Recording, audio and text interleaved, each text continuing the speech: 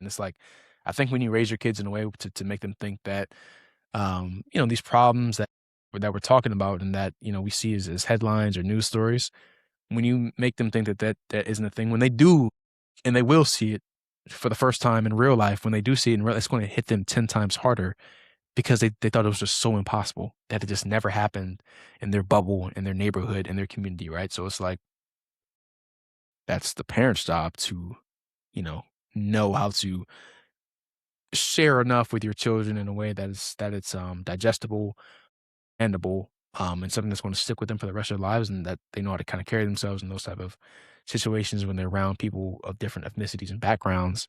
But it's like to bring them up and to think that, oh, all you have to do is just be kind in this world and you'll get rewarded. You're crazy, bro. This isn't a movie. You're crazy. I agree 100%. I think there needs to be a balance between telling the truth and inspiring optimism. So, Mhm. for example, right, I think there's two extremes that people fall into, especially in the minority communities, where one is either you're taught too strong of the history at an early age, and you kind of go into that revolutionary standpoint where you're like super pro, your people almost to a fault. And there's nothing wrong with being pro your people. I think that's great. We have people like MLK, Malcolm X, Black Panther Party, great things for the people. But then at the same time, you can't be too far on that side to where you're now creating additional conflict. You can't necessarily fight fire with fire there. I think the key thing, granted, I don't have any kids, but I think the key thing is making sure kids understand why things are how they are so history does not repeat itself, and also just educating them to see the world. Because even if America, for example, completely forgot about slavery, completely forgot about racism and everything, and everyone just looked at each other for their names, you go travel to another country, they don't do that. You're still going to get treated like whatever you are, whatever you look like. They're going to treat you like that. So not what you are, but what you look like. What they think you are is how they would treat you. And I think, especially raising up minority children, they need to be aware of how they could be perceived. Now, some people say that's a victim mindset. That's this, that's that. That's no, it's not. It's called preparation. I would not want to raise my black son to think that he's going to be viewed perfectly equal as every other person on this earth and given the Uh, same opportunity and the same grace. And then he goes and walks in a room and thinks it's all peaches and cream. And now he's yeah, confused why he's getting treated differently. exactly. And I remembered, and I think a lot of people, you know, that look like us have heard this, but I know one of the first lessons I was taught by my dad, and this was before I even realized, like, what it meant. But he was like, as a black man, you got to work twice as hard to get the same opportunities as anyone else. And some people who may not be in our shoes or understand what it's like to be in those rooms and be the only one that look like us, and these are more times than not the same people that kind of advocate for, like, oh, people should only be selected based on their merit, based on this and that. DEI shouldn't be there.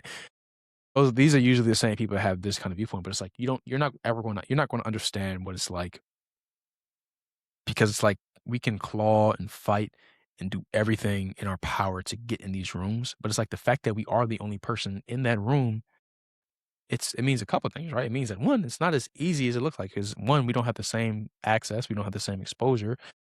And two, it's clearly not as easy, right? Like, because I'm seeing a lot of the same people that look the same way in the same room.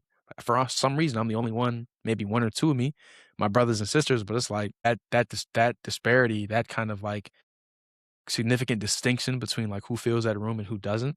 I think that tells a story, and it's like I think that when you're on the opposite sides of that spectrum for your whole life, it's kind of hard to be able to delineate and understand, like, okay, maybe this is reality. It's like, let's say we're on the other side, all right? Let's say we were the people who, it's like we're always in the room, we're always there. It's like for us, it's like we don't ever give thought to not being to being the minority, to having to work twice as hard because we're always in these rooms. So it's like when someone does come to us for something like this, it's like sounds like madness to us, because to us it's just like, just do what you have to do and you'll get there. But it's hard for other people to put themselves in our shoes and vice versa for us to them. But it's just like everyone needs to just, take a step back and understand that some of this stuff really does have meaning, and we're not just saying this for pity or for to get like, you know, pity points or to make people feel sorry for us, but this is a reality. And we started this race with a 150, 200 year, like everyone else had a 200, 150, 20-year head start, bro. We started this super late. So we've been playing catch up. And that's why that twice as hard,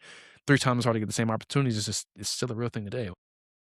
I think people still don't realize that we still aren't that far out from from when slavery ended, right? Like, not to use that as like a excuse, but it's pretty hard to overlook that when we talking about like, um, kind of like some of the current systematic reasons as to why we don't get included in some of the same spaces.